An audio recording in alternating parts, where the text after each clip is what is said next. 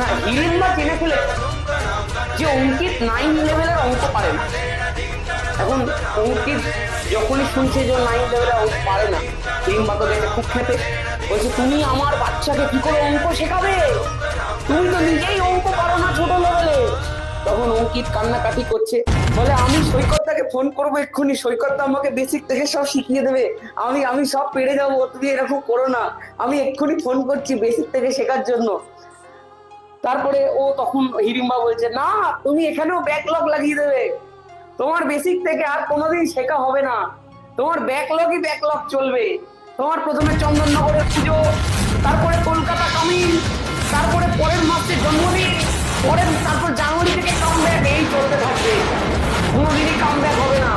সেই সময় একদিন হঠাৎ ঝামেলা করতে করতে করতে করতে মার্কেটের মধ্যে চলে এসছে 662 নম্বর পাওয়া অভিজ্ঞান। অভিজ্ঞান অভিজ্ঞান অভিজ্ঞান নিজের এত হোয়াইট চশমা,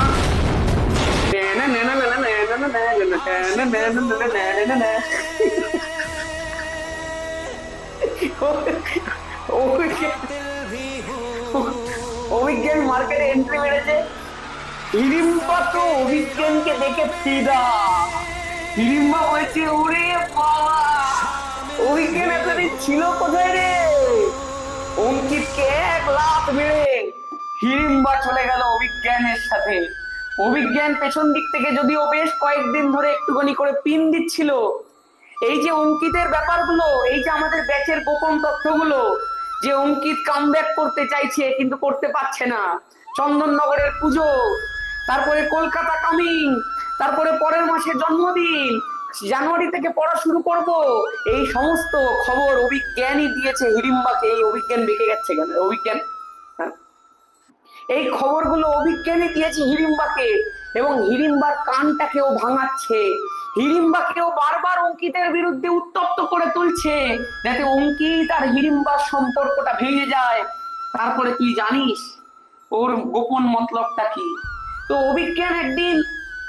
অভিজ্ঞান যা কাজ করছে সব ব্যাক সাইড থেকে করছে, কারণ ফ্রন্ট সাইড থেকে করার ক্ষমতা তো অভিজ্ঞানের নেই, অঙ্কিতকে ফেস করার ক্ষমতা তো অভিজ্ঞানের নেই। তার কারণ তুই জানিস, যদি ফ্রন্ট সাইড থেকে করতে যায় তাহলে অঙ্কিত কি ভয়ানক যুদ্ধ করবে। বিষয়টা একটু পরেই তুই বুঝতে পারবি যে আমি কেন কথাটা বললাম, যে ফ্রন্ট সাইড থেকে যদি করতে যায় তাহলে কি ভয়ানক যুদ্ধ করবে। এই লাইনটাকে মনে রাখবি কিন্তু খুব ভালো করে। তাহলে অভিজ্ঞান পেছন দিক থেকে নিজের শব্দের জাদুর মাধ্যমে হিড়িম্বাকে একবারে পটিয়ে ফেলেছে। হিড়িম্বার চোখের মধ্যে লাল লাল লাভ লাভ চলে এসছে অভিজ্ঞানের প্রতি, আর অঙ্কিতের প্রতি কিন্তু যথেষ্ট রাগ চলে এসছে। তো এবার কি হয়েছে, হিড়িম্বা অভিজ্ঞানের সঙ্গে নিজের সম্পর্ক স্থাপন করতে চাইছে, অভিজ্ঞানের কথায় ভুলে গিয়ে অঙ্কিতকে ছেড়ে দিতে চাইছে। একদিন সত্যি সেই সময় চলে এলো, হিড়িম্বা অঙ্কিতের সাথে, আসলে অঙ্কিতের সাথে হিড়িম্বার যে বন্ড ছিল, এই যে বন্ডটা ছিল, সেই বন্ডটা প্রথমে স্ট্রং ছিল, তারপরে আস্তে আস্তে আস্তে আস্তে সেই বন্ডটা উইক হতে থাকছে। এইরকম ভাবে প্রথমে বন্ডটা স্ট্রং ছিল দেখাচ্ছি, তারপরে বন্ডটার মধ্যে ভাঙন ধরছে এবং বন্ডটা আস্তে আস্তে ডটেড বন্ডে পরিণত হয়ে গেল। এবার তুই চিন্তা করে দেখ, হিড়িম্বা আর অভিজ্ঞানের মধ্যে হালকা হালকা হালকা হালকা হালকা হালকা হালকা এই রকমের একটা বন্ড সিচুয়েশন তৈরি হয়েছে। খুব ভালো করে স্টোরিটা শুনবে, একটু পরে এই স্টোরিটার আসল মতলব বুঝতে পারবে।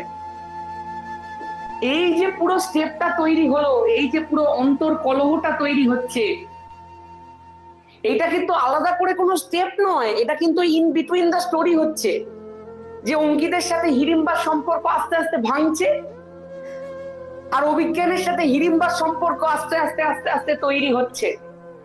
এই যে মধ্যখানে ডামাডোল পরিস্থিতি, এইটাকে আমি একটু ফ্রেম বন্দি করেছি তোদেরকে দেখাবো বলে, এবং এই ডামাডোল পরিস্থিতিটাকে আমি নাম দিয়েছি ট্রানজিশন স্টেট। এই পুরো ডামাডোল পরিস্থিতিটার নাম হচ্ছে ট্রানজিশন স্টেট, যেখানে একটা ট্রানজিশন ঘটছে অঙ্কিত আর হিড়িম্বার জীবনে, অভিজ্ঞানের জীবনে, যেখানে অঙ্কিতের সাথে হিড়িম্বার বন্ডটা ব্রেক হচ্ছে।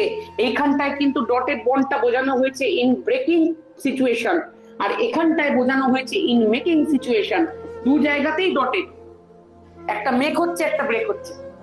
একটা সময় পরে গিয়ে তুই একটা বিশেষ জিনিস দেখতে পাবি। কি দেখতে পাবি বল? তুই দেখতে পাবি এই যে আমি ডটেড সিচুয়েশনটা এখানটায় দেখিয়েছিলাম, সেই সিচুয়েশনটার মধ্যে ব্রেকিংটা পুরোপুরি কমপ্লিট হয়ে গেছে।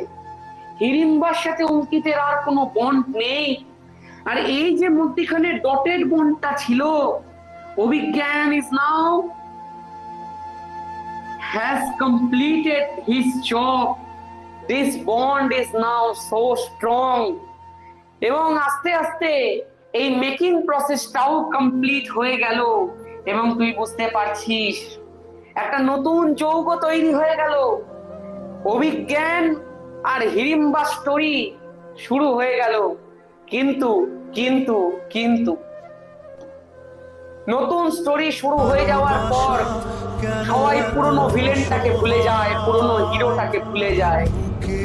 আমাদের এই পুরনো হিরো অঙ্কিত, সে এখন কি করবে? চলো চলো নয়নে হাসি মাখা বদলে, চলো চলো নয়নে অঙ্কিত।